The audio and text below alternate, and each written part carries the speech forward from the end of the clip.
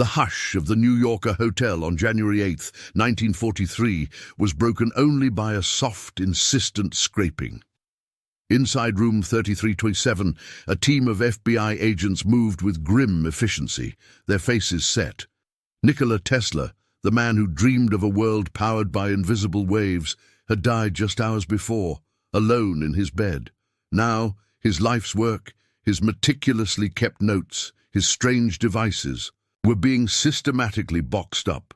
Every scrap of paper, every personal belonging was carefully catalogued before disappearing into anonymous crates. It was a scene of quiet, almost surgical appropriation. One agent, a man with sharp eyes and an even sharper demeanor, paused by the bedside table. His name was J. Edgar Hoover's right hand, a man known for his cold efficiency, and he rarely showed surprise. But as he picked up a peculiar, intricate device, unlike anything seen before, a barely audible whisper escaped his lips. "This changes everything," he muttered, his eyes narrowing as he turned the object over in his gloved hands. The air in the room, already heavy with the scent of old paper and the lingering presence of a recently departed genius, seemed to thicken. The agent's unexpected interest was a strategic calm, a tell that this was no ordinary inventory. Initial news reports were vague, almost deliberately so. They spoke of Tesla's passing, a brief mention of the government showing interest in his estate, hinting at a much larger undisclosed seizure. The public was told little, but the implication was clear. Something significant had been taken, something beyond mere personal effects. Even in death, some secrets refused to stay buried. The final image, as morning light began to filter through the hotel windows, was of sealed boxes being loaded into an unmarked van parked discreetly in an alleyway. The van, nondescript and grey, blended perfectly with the urban landscape, its purpose known only to a select few. The true contents of those boxes, their destination, and the secrets they held remained unknown, vanishing into the labyrinthine corridors of official secrecy. It was a silent, swift operation, leaving behind only an empty room and a world forever changed by the absence of a singular mind. What exactly was in those boxes? Why the urgency? And what did the FBI know that the rest of the world didn't? The questions hung in the air unanswered, a testament to the enigmatic life and even more enigmatic death of Nikola Tesla. Before we continue uncovering this fascinating story, make sure to hit that subscribe button to join our community and tell us where you're watching from in the comments below. We love hearing from you and seeing where our viewers are tuning in from around the globe. Your engagement helps us bring more untold stories like Tesla's to light. Nikola Tesla's story began far from the bustling streets of New York, in a small village called Smiljan, nestled within the Austrian Empire, a place now part of modern-day Croatia. It was 1856, a time when the world was on the cusp of immense change, yet life in Smiljan remained rooted in tradition. His upbringing was a fascinating blend of the strict and the sublime. His father, Milutin Tesla, was an Orthodox priest, a man of profound intellect and stern discipline, who expected his son to follow in his footsteps. The church was a powerful force, shaping the community's values and educational aspirations, but it was his mother, Zhuka Mandic, who truly kindled the flame of invention within him. She was an ingenious woman, known for her ability to craft tools and household appliances from scratch, possessing a photographic memory and a knack for mechanical puzzles. While his father emphasized spiritual and classical learning, his mother quietly encouraged his innate curiosity and practical problem-solving skills. This duality, the rigorous intellectual environment combined with an inventive spirit, laid the foundation for Tesla's unique perspective. 19th-century Serbian culture, though rural, valued education and intellectual prowess, pushing young Nikola towards academic excellence, a stark contrast to the burgeoning industrial world he would later help define. His formal education took him to Graz, Austria, where he studied at the Polytechnic Institute and later to the University of Prague. These were formative years, a period when the field of electrical engineering was still in its infancy, a wild frontier of scientific exploration. The air was thick with the promise of new discoveries, but also with skepticism for anything too radical. It was during these studies that the initial sparks of his revolutionary ideas began to form. He grappled with the inefficiencies of direct current systems, observing their limitations and envisioning a better way, alternating current. These nascent concepts, though brilliant, were often met with resistance from his professors and peers, who were deeply entrenched in existing paradigms. They dismissed his early musings as impractical dreams, unable to grasp the profound implications of his vision. Meanwhile, across the Atlantic, the American industrial landscape was exploding. It was a crucible of innovation, but also of fierce competition. Giants like Thomas Edison and George Westinghouse were building empires, their names becoming synonymous with progress and power. This environment, while offering unparalleled opportunities for ambitious inventors, also bred intense rivalries and cutthroat business practices. The quest for dominance in the emerging electrical age was not just about science, it was about control, patents, and profit. Tesla's early encounters with established scientific figures and their paradigms were often fraught with tension. He proposed concepts that challenged the very foundations of their understanding, suggesting radical shifts in how electricity could be generated and distributed. This intellectual and ideological friction began to emerge long before he even set foot in America. His ideas were too advanced, too far-reaching for many of his contemporaries to fully comprehend or accept. They saw him as an outlier, a brilliant but impractical dreamer, rather than a visionary who would fundamentally reshape the world. This early resistance, the subtle yet persistent pushback against his radical thinking, foreshadowed the greater battles he would face throughout his life. Battles not just against scientific challenges, but against the very forces of convention and power. The early resistance Tesla faced was just a prelude, a small tremor, before the earthquake of his professional life. His journey was marked by a series of betrayals and exploitations that chipped away at his spirit, leaving deep cracks in his once unshakable resolve. One of the most infamous was his entanglement with Thomas Edison. Tesla arrived in America with high hopes, ready to work for the man whose name was synonymous with invention. Edison promised him $50,000, a massive sum at the time, if Tesla could improve the efficiency of his DC motors and generators. Tesla, with his characteristic brilliance, did just that, spending months perfecting Edison's designs. Yet, when he presented his solutions, Edison laughed, dismissing it as a joke and telling Tesla he didn't understand American humor. He was offered a mere $18 a week instead. This wasn't just a financial slight. It was a profound personal betrayal, a public humiliation that taught Tesla a harsh lesson about the cutthroat nature of the American industrial landscape. This pattern of financial exploitation and underestimation became a recurring theme in Tesla's life. He consistently prioritized scientific advancement and the greater good over personal wealth. While he held hundreds of patents, many of his most groundbreaking inventions were either undervalued by investors or outright stolen. His alternating current system, which literally powered the modern world, was initially met with skepticism and fierce opposition from Edison, who launched a smear campaign, even electrocuting animals in public to demonstrate the supposed dangers of AC. Despite eventually winning the current wars and seeing his system adopted globally, Tesla was pressured by George Westinghouse, his partner at the time, to release his royalty agreement for a fraction of its value. Westinghouse was facing financial ruin, and Tesla, ever the idealist, agreed, sacrificing billions in future earnings to save the man who had championed his AC system. This act of generosity, while noble, further solidified his financial instability, leaving him vulnerable to those who sought to profit from his genius without proper compensation.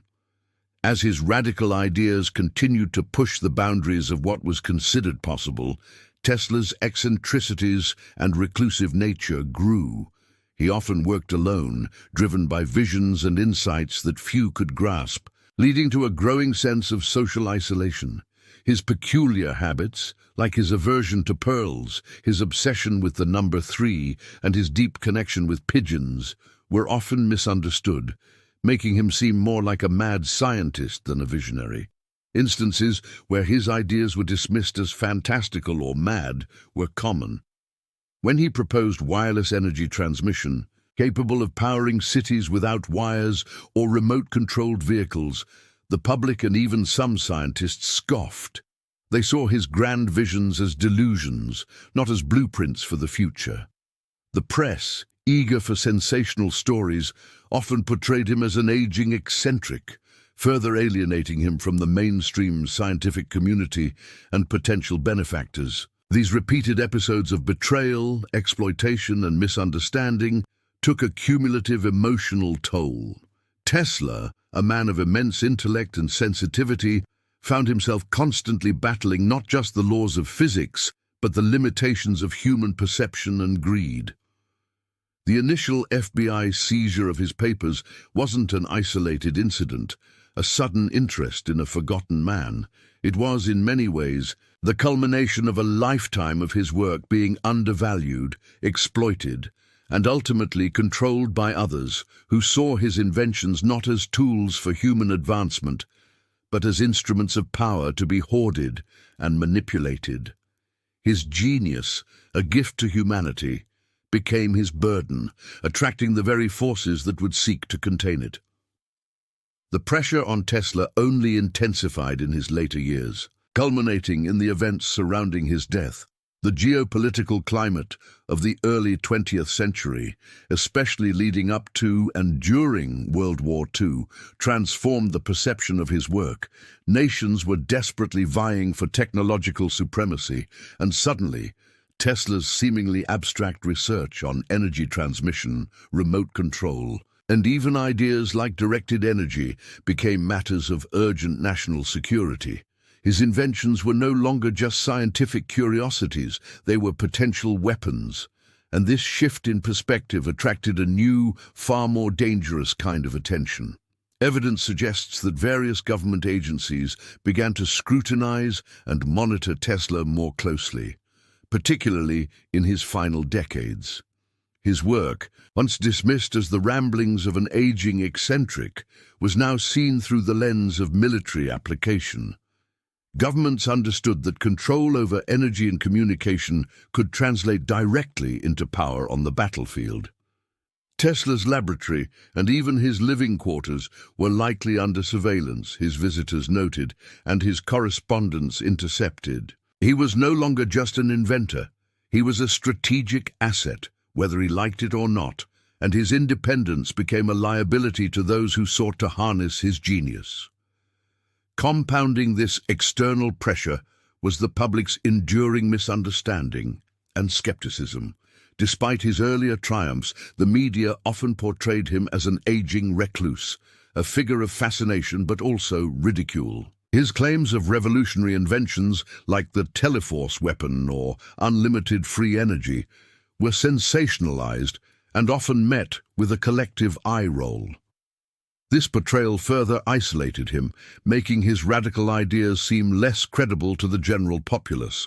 When he spoke of global energy grids or communication beyond wires, he was seen as detached from reality, reinforcing the psychological burden he carried. The public's perception, shaped by sensational headlines and a lack of scientific literacy, unwittingly played into the hands of those who wished to control his narrative and, ultimately, his work. The oppressive atmosphere of New York City during wartime served as a constant, stark environmental reinforcement of Tesla's internal struggle. Blackout drills became a common occurrence, plunging the city into darkness, a grim reminder of the ever-present threat. The pervasive sense of fear and secrecy hung heavy in the air, a constant undercurrent beneath the bustling city life. The distant yet persistent drone of air raid sirens would occasionally cut through the urban din, signaling another potential threat, another moment of collective anxiety. This external environment, with its palpable tension and the constant threat of global conflict, mirrored Tesla's own internal battles. His fear that his inventions could be misused, that his dreams of universal peace and free energy could be twisted into tools of destruction, weighed heavily on him. The world he lived in was a world preparing for war, a world that seemed determined to misinterpret his visions and exploit his creations for purposes he abhorred. This oppressive reality, coupled with the relentless government scrutiny and public skepticism, created a suffocating environment for a man whose mind was always reaching for a brighter, more peaceful future. The growing paranoia surrounding Tesla's work reached a critical turning point as the whispers and rumors about his death ray grew too loud for intelligence agencies to ignore. For years, Tesla had spoken of a particle beam weapon, which he called Teleforce, capable of destroying thousands of airplanes from hundreds of miles away. While the public and media often sensationalized these claims, painting them as the wild fantasies of an aging genius, the military and intelligence communities took them with increasing seriousness. The geopolitical climate of World War II meant that any potential superweapon, however improbable it seemed, had to be investigated and, if real, controlled. The idea of a device that could project energy over vast distances, capable of mass destruction, was a game-changer, and it sent shivers down the spines of military strategists across the globe. It wasn't just the public pronouncements. There was a crucial yet often overlooked event that pushed the FBI to act. Tesla, burdened by the potential misuse of his inventions, and perhaps sensing his own mortality, made an attempt to convey the true nature and danger of his final discoveries. He either arranged a discreet meeting with a seemingly trusted individual, someone with connections to power, but perhaps also with a hidden agenda, or he meticulously drafted a detailed, classified letter. This communication wasn't just about the death ray. It outlined his fears about how his technology, if fully realized, could fundamentally alter warfare and global power dynamics. He might have described a system for energy transmission so efficient it could power entire continents, or a communication breakthrough that rendered all existing methods obsolete. The details of this interaction remain shrouded in secrecy, but it was enough to light a fire under the intelligence apparatus. This pivotal moment, whether a hushed conversation or a carefully sealed envelope, provided the concrete intelligence the FBI needed. It wasn't merely based on scattered articles or public speeches anymore. There was now a credible, internal source, perhaps even Tesla himself, confirming that his final work was not just theoretical. It either posed a direct and imminent threat if it fell into the wrong hands, or it offered such a significant strategic advantage that it simply could not be allowed to remain outside of government control. The decision to act was swift and decisive. National security, redefined by the unprecedented scale of the ongoing war, became the overriding justification. The FBI wasn't just interested in a curiosity. They were moving to secure what they believed was the ultimate weapon, or perhaps the ultimate power source. What was truly revealed in that hidden communication, or hinted at in his final notes, went far beyond the sensationalized death ray. The true nature of Tesla's final and most powerful invention was something far more profound. It wasn't just a simple weapon. It was a fundamental breakthrough in energy itself, perhaps a way to tap into the very fabric of the universe for limitless power, or a method for instantaneous global communication that bypassed all known physics. The potential for both unparalleled good and unimaginable destruction was immense. If harnessed for peace, it could have solved the world's energy crises, connected humanity in ways previously thought impossible, and propelled civilization into an era of unprecedented prosperity. However, in the hands of warring nations, it could lead to global annihilation. This underlying truth changed everything. It meant the FBI's intervention was not just about confiscating a dangerous device, but about seizing control of a power that could reshape the entire planet, for better or for worse. The boxes, filled with Tesla's final thoughts and inventions, vanished into the vast, secretive archives of the United States government. For decades, they remained hidden, analyzed by teams of top scientists and engineers. Their contents slowly declassified or integrated into projects far removed from public knowledge. Some speculate that elements of his energy transmission research found their way into classified defense systems, while his ideas on communication might have influenced early forms of secure data transfer. The true extent of their utilization remains one of the greatest technological mysteries of the 20th century. Those few who knew Tesla well reacted in their own quiet ways. His last assistant, a young man who had seen the old inventor's brilliance and his growing paranoia firsthand, simply disappeared from public life. He carried the weight of knowing what was lost, what was taken, a silent witness to a historical injustice. Tesla's surviving family members, distant and mostly unaware of the true scope of his later work, received only vague notifications. They knew he was a genius, an eccentric, but the government's swift, decisive action left them with a sense of unease, a lingering question about what powerful secrets he had truly held. Some whispered about a grand conspiracy. Others simply resigned themselves to the government's immense power, understanding that challenging such forces was futile. They sensed a deeper understanding of what was truly lost that day, a potential future diverted. The story of Tesla's final papers isn't about a single villain, but about the systemic forces that ultimately controlled his legacy. The true fall is the enduring secrecy and misrepresentation of his final work. For years, his name was associated with eccentricity, his later claims dismissed as the ramblings of an aging mind. The world was denied the full picture of his genius, his final breakthroughs locked away, preventing humanity from fully benefiting from his vision. The victory, if one can call it that, is the slow, painstaking process of historical revelation, the narrator's ultimate understanding and presentation of Tesla's true genius, and the profound tragedy of his final years. It's the triumph of bringing his story, even in fragments, back into the light. This suppression of his inventions had profound implications for the course of technological history. What wonders were delayed or never realized because his final insights were deemed too dangerous or too valuable to be shared. Imagine a world where clean, abundant energy was a reality decades earlier, where communication was instantaneous and universal, free from the constraints of wires and towers. The world we live in today might have evolved along a completely different path, one perhaps free from the energy crises and environmental concerns that plague us. The lost potential is immeasurable, a shadow cast over the bright promise of the future he envisioned.